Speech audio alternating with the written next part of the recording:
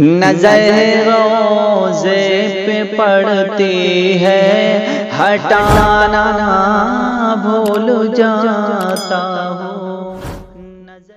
مگر ہم نے تو دنیا کو اس قدر اپنے آپ کو ایسا سمجھ لیا ہے کہ ہم دنیا میں آئے ہیں، ہمیں دنیا سے جانا نہیں ہے، جناب ایک دن مرنا ہے، اور مرنے کے بعد میں جو ہے اللہ رب العزت کی بارگاہ میں حاضر ہونا ہے۔ اللہ سوال کرے گا، اللہ تعالیٰ پوچھے گا کہ میں نے تجھے عمر دی، میں نے تجھے زندگی دی، تو یہ بتا تو نے اپنی زندگی کو کہاں گزارا، تو نے اپنی زندگی کو کہاں ضائع کیا؟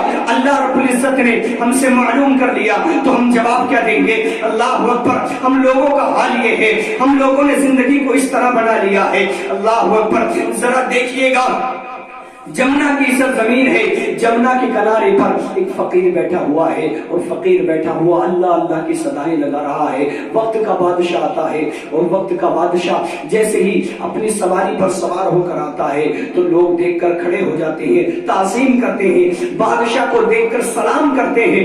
مگر یہ بابا ایسا ہے کہ جمنا کنارے بیٹھا ہوا ہے، اور بیٹھا بیٹھا اللہ اللہ کی صدائیں لگا رہا ہے۔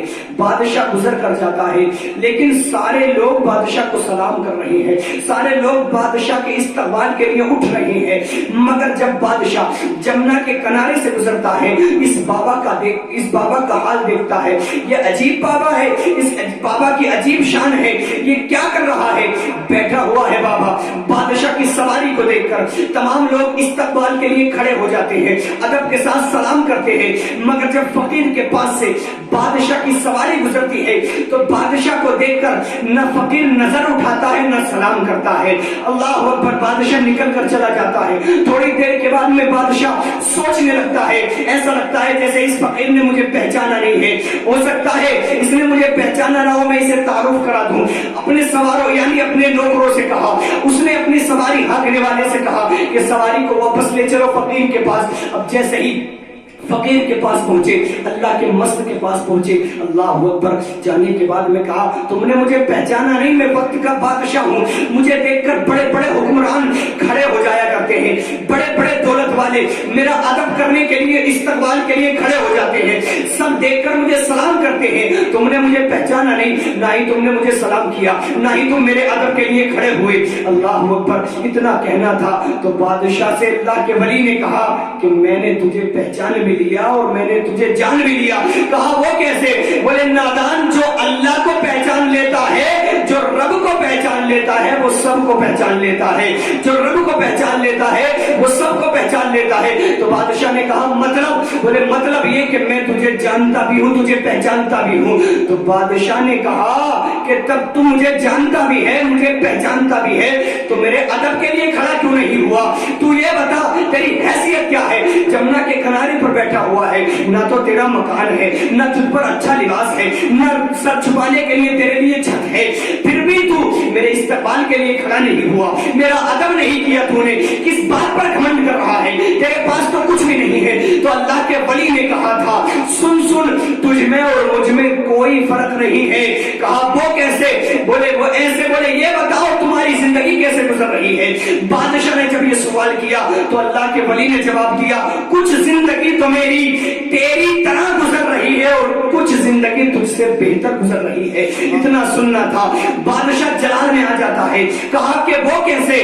بولے وہ ایسے کہ جب رات ہوتی ہے تو تو اپنے بستر پر سو جاتا ہے، اللہ اکبر، جب تو سوتا ہے اپنے بستر پر تو مخمل کے بستر پر سوتا ہے، میں یہاں جمنا کے ریت پر سوتا ہوں، جب تو سو جاتا ہے اور میں سو جاتا ہوں اس وقت ہم دونوں کی حالت ایک جیسی ہوتی ہے، ہم بھی سوتے ہیں تو بھی سوتا ہے، یہ زندگی میری اور تیری ایک جیسی ہوئی، تو بھی سو رہا ہے اور میں بھی سو رہا ہوں، ہم دونوں کی حالت ایک جیسی ہے، اس وقت میں تیری طرح ہوں، میری زندگی تیری طرح گزر رہی ہے، اس لیے کہ تو بھی سو رہا ہے میں بھی سو رہا ہوں۔ تو بادشاہ نے ہنس کر کہا کہ یہ زندگی تو میری طرح ہوئی، اب یہ بتاؤ تمہاری زندگی مجھ سے بہتر کیسے گزر رہی ہے؟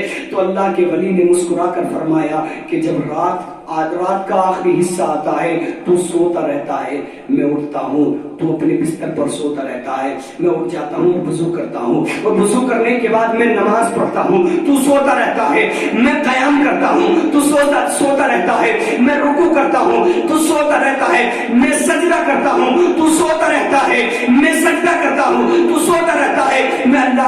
کرتا ہوں تو یہ زندگی تو میری تجھ سے بہتر گزر رہی ہے، اور زندگی اسی کی بہتر ہوتی ہے جو اپنی زندگی کو رب کی یاد میں گزار دیتا ہے، زندگی اسی کی کامیاب ہوا کرتی ہے جو اپنی زندگی کو اللہ کی یاد میں گزار دیا کرتا ہے۔ تو اپنی زندگی کو اس طرح گزارو کہ جب سب سو جایا کریں تو بستر سے اٹھا کرو، مصلی بچھا دیا کرو، اور مصلی بچھانے کے بعد میں دنیا کے لوگوں سے تو بہت شکایت کرتے ہو، ہماری یہ پریشانی حل کر دو، ہماری یہ پریشانی دور کر دو۔ رب کی بارگاہ میں ایک مرتبہ اپنا سر جھکا کر تو دیکھو، دو آنسو بہا کر کے دیکھو، اتنا اللہ رب العزت اتنا کریم ہے، اور رب اتنا کریم ہے کہ دو آنسو بہاؤ گے ساری مشکلوں کو آسان فرما دے گا، ساری مشکلوں کو دور فرما دے گا۔ بس وجہ صرف یہی ہے کہ ہم نے اللہ اکبر اللہ کے راستے کو چھوڑ دیا، ہم نے اس رب کے شکر کو ادا کرنا چھوڑ دیا، اللہ کا شکر ہم نے ادا کرنا چھوڑ دیا، اسی کی وجہ سے ہم پر تباہی آ رہی ہے، اسی کی وجہ پر ہم جو ہے تباہی کے دہانے پر چل رہے ہیں، ہم جو ہے اللہ کے ناشکرے بن گئے تو ہم پر ظلم کیا جا رہا ہے، ہم پر ستم کیا جا رہا ہے۔ جب ہم اللہ کے شکر گزار تھے، تعداد گرچہ کم تھی لیکن ہمارا قلب اتنا تھا کہ جو بھی دیکھتا تھا دیکھنے کے بعد میں کہنے پر مجبور ہو جایا کرتا تھا کہ وہ دیکھو مصطفیٰ کا غلام آ رہا ہے، وہ دیکھو نبی کا عاشق آ رہا ہے۔ مگر آج قوم کا حال یہ ہے، مسلمان کو دیکھ کر لوگ کترانے لگے ہیں کہ وہ دیکھو مسلمان آ رہا ہے، کہیں ایسا نہ ہو کہ اس کی زبان سے کوئی ایسی بات نکل جائے جس کی وجہ سے ہمارے دل کو تکلیف ہو جائے۔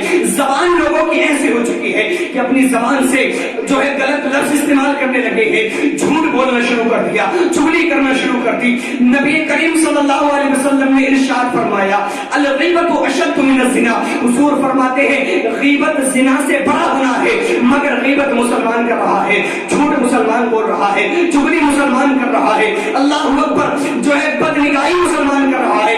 کوئی ایسا عمل نہیں ہے، کوئی ایسا گناہ نہیں ہے جو مسلمانوں کے اندر موجود نہیں ہے، سارے گناہ موجود ہے۔ مگر مجھے بتاؤ پچھلی امتوں کا جائزہ لو، لوط علیہ السلام کی امت نے گناہ کیا، اللہ نے آسمان سے عذاب بھیج دیا، اللہ نے ان پر عذاب مسلط فرما دیا۔ موسیٰ علیہ السلام کی امت نے گناہ کیا، اللہ نے اس پر بھی عذاب بھیجا۔ جتنی امتیں نبیوں کی گزری ہے، سارے نبیوں کی امتوں میں ایک ایک فعل میں وہ مبتلا تھے، ہر فعل میں اللہ رب العزت نے ان کے گناہ کے بدلے انہیں عذاب دیا۔ مگر آج ہمارے پاس دیکھو یہ امت محمدیہ ہے، کوئی سی امت کا گناہ ایسا نہیں جو اس امت میں موجود نہیں ہے۔ پچھلی امتوں میں کوئی سود کھایا کرتا تھا تو اللہ کا عذاب آیا، کوئی شراب پیا کرتا تھا تو اللہ کا عذاب آیا، کوئی زناکاری کرتا تھا تب اللہ کا عذاب آیا، کوئی جھوٹ بولتا تھا تب اللہ کا عذاب آیا، کوئی حرام کھایا کرتا تھا تب اللہ کا عذاب آیا۔ مگر اس امت کو تو دیکھو، اس میں حرام بھی کھایا جا رہا ہے تب بھی عذاب نہیں آ رہا ہے، اس میں جو ہے چغلی بھی ہو رہی ہے تب بھی عذاب نہیں آ رہا ہے، اس میں زناکاری بھی ہو رہی ہے تب بھی عذاب نہیں آ رہا ہے، اس میں لوگ ایک دوسرے کا حق بھی مار رہے ہیں تب بھی عذاب نہیں آ رہا ہے۔ وجہ کیا ہے؟ وجہ یہی ہے، وجہ کیا ہے؟ وجہ یہی ہے مصطفیٰ کا صدقہ ہے جو عذاب نہیں آ رہا ہے، پیغمبر اسلام کا صدقہ ہے جو عذاب نہیں آ رہا ہے۔ رب ارشاد فرماتا ہے وما كان الله ليعذبهم وانت فيهم، اللہ فرماتا ہے اے محبوب اس قوم پر عذاب تمہارا رب کیسے بھیج دے جس قوم کے بیچ میں تم موجود ہو۔ مجھے بتاؤ رب کا اتنا بڑا کرم ہے، مصطفیٰ کا اتنا بڑا کرم ہے کہ جب تک اس زمین پر گنبد خضرا موجود ہے تو عذاب نہیں آئے گا، رحمت ہی رحمت برستی نظر آئے گی۔